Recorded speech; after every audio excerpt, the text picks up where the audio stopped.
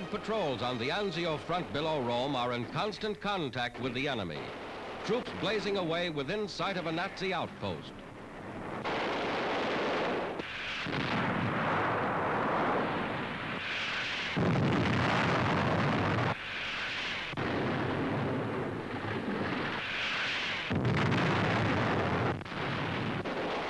Knocking out powerful German armored tanks, the Allies take prisoners, and the prisoners transport their own wounded to the rear. For these Nazis, the war is over.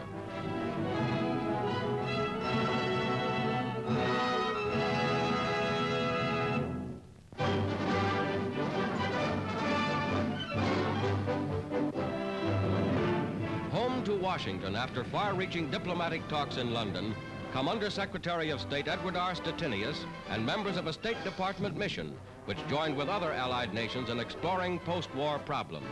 Among them, problems of keeping the peace in the post-war world.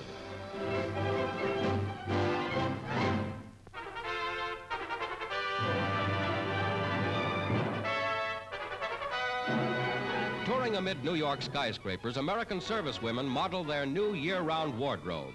These are Navy auxiliaries whose jobs on land release more men to fight at sea. These are Marines, dressed for winter and for summer.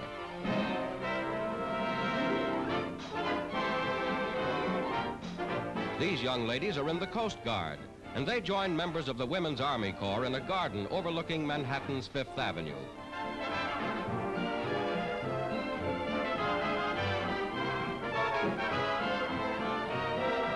Typical of American girls serving with the armed forces, they're at home anywhere. Here, a detachment of Navy nurses goes ashore to serve on Guadalcanal in the South Pacific.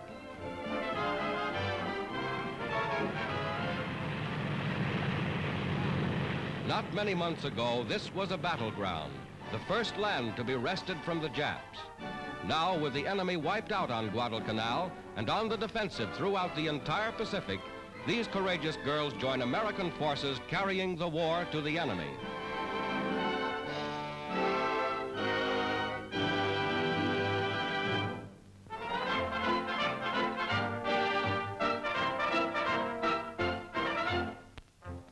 California stages a baby show that's strictly military. Every youngster entered has a father in the armed forces. These fathers are lucky, for many soldiers now at the front have never seen their lusty offspring.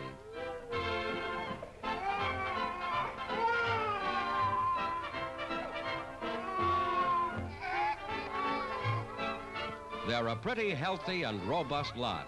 As for the winners, there seems to be romance in the air. Young Americans born into a world at war, while their fathers fight that they may live in a world of peace.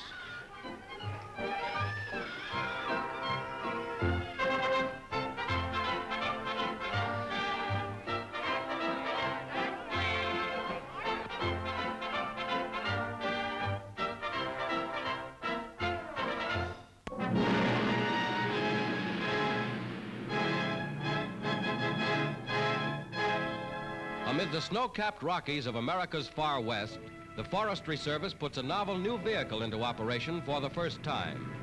Called a CAT because of its caterpillar treads, the snowmobile navigates mountain grades as steep as 70%.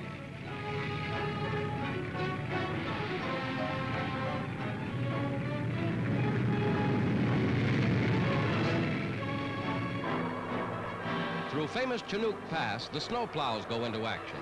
Clearing roads blocked by winter snows, they're weeks ahead of schedule.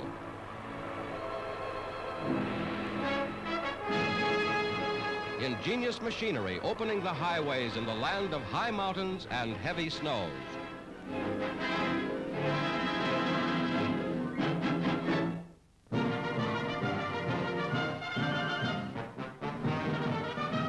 At Annapolis, midshipmen of the United States Navy stand at attention as a distinguished visitor, Admiral Sal Diaz, superintendent of Peru's Naval Academy, decorates American Admiral Beardall with the order El Sol del Peru. Many of Peru's naval officers have had Annapolis training. Today, in honor of the guest from South America, the entire regiment of midshipmen passes in stirring review. The nation's future officers saluting a good neighbor from south of the border.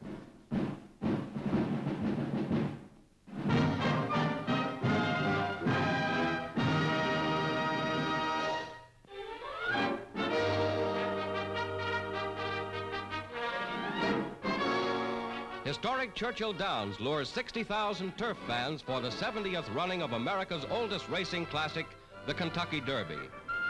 The wartime crowd is not as big as in earlier years, but all the color of the Derby is here as the thoroughbreds parade to the post.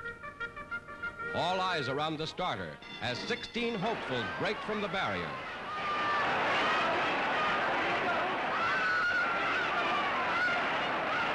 As they thunder past the grandstand, the favorites set the pace.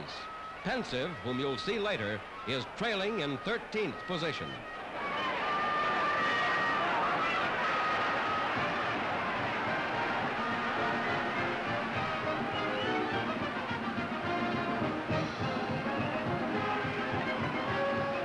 Into the home stretch, the favorites are still in the lead, but keep your eye on Pensive. He's number 5 and on the rail. 200 yards from the wire, Pensive makes his bid and comes through like lightning. A 7-1 long shot winning the richest Kentucky Derby on record.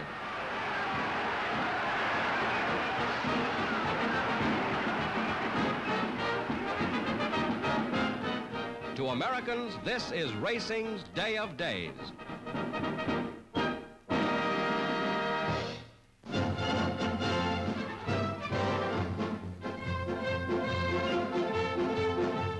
Many of Australia's famous lifeguards have gone to war.